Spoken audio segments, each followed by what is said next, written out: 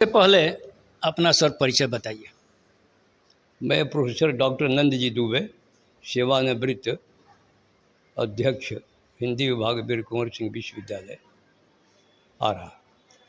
आरक्षण पर आपका क्या विचार है? जो अभी आरक्षण 10 साल अंबेडकर जी ने दिया था एसटी को, अब वो आरक्षण बढ़ते बढ़ते 75 साल लगभग 77 साल हो गया है। क्या आरक्षण जारी रहना चाहिए या आरक्षण में किसी प्रकार का बदलाव लाना चाहिए? जब संविधान लागू हुआ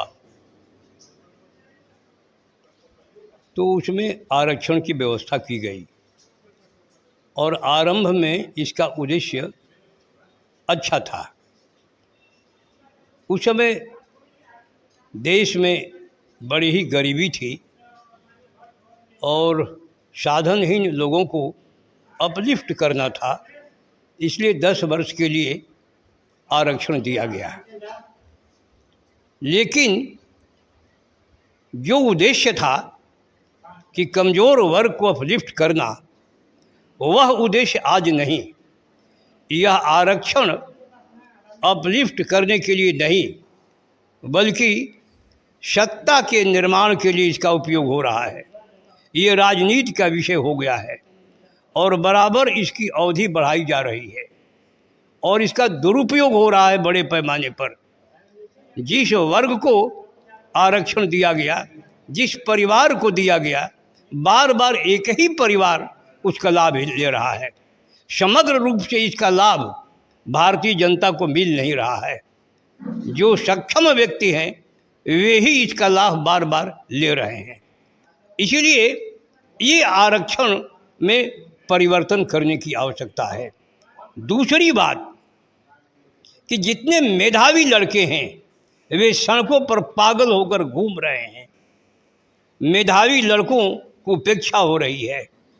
आरक्षण के चलते राष्ट्रीय क्षति हो रही है, राष्ट्र का विकास अवरुद्ध हो रहा है। जितनी मेधाएं हैं उनका पलायन हो रहा है। विदेशों में भारत की प्रतिभा भाग रही है। भारतवर्ष में उनको उचित सम्मान नहीं मिलता है, स्थान नहीं मिलता है और ये यहाँ राजनीति हो रही है। ये राजनीति का मुख्य कारण हो गया है। इसलिए आरक्षण में परिवर्तन होना चाहिए।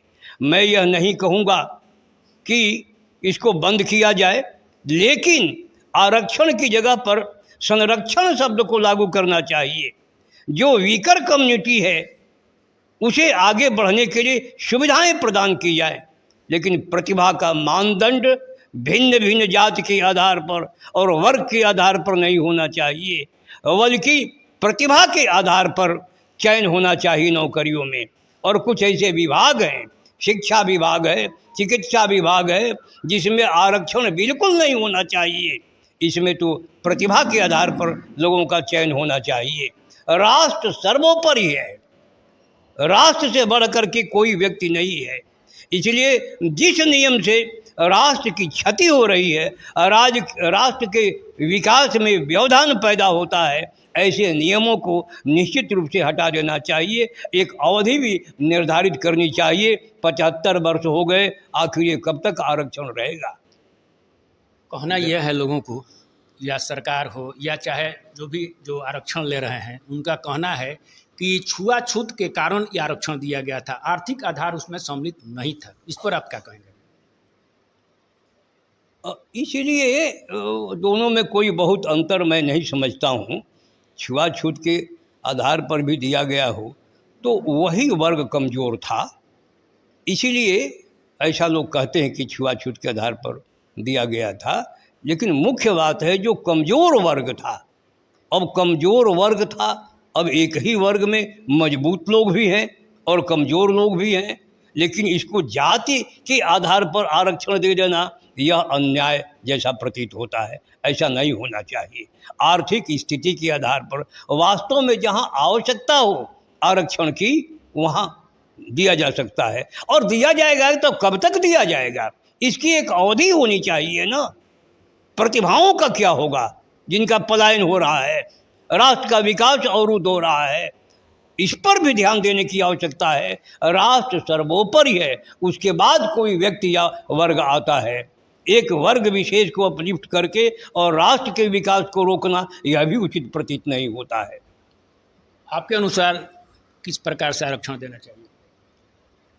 आरक्षण के लिए मैं तैयार नहीं हूँ, किसी प्रकार के आरक्षण के लिए के पक्ष में मैं नहीं हूँ। मैंने कहा कि आरक्षण की जगह पर संरक्षण शब्द का प्रयोग होना चाहिए। वास्तव में जो कमज़ोर वर्ग है, व्यक्ति है, उसे उसके विकास के लिए आप सहायता दीजिए, उसे मुफ्त में पढ़ाइए, उसे सारी सुविधाएं दीजिए, लेकिन प्रतिभा के मानदंड को घटाइए मत कि 35% वाला IAS हो जाएगा और 85% वाला चपरासी बन जाएगा या सड़क पर पागल होकर के घूमेगा। ये कहाँ का नियम है भाई? इसे तो राष्ट्र का विकास नहीं हो रहा है। तो आप सुन रहे थे वीर कुंवर सिंह यूनिवर्सिटी के पूर्व प्रोफेसर नंदी दुबे, जो आरक्षण को के ऊपर उन्होंने कहा कि आरक्षण जो लागू है अभी तक, उससे मैं खुश नहीं हूँ।